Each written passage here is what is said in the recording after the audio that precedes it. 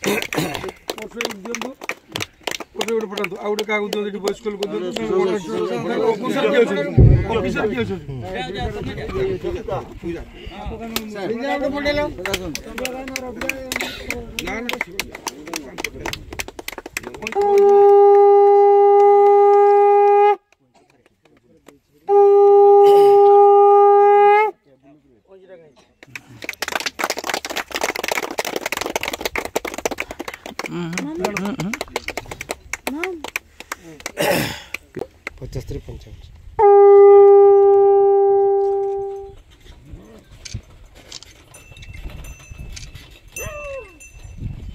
एटा हूँ 75,55,000 टंकार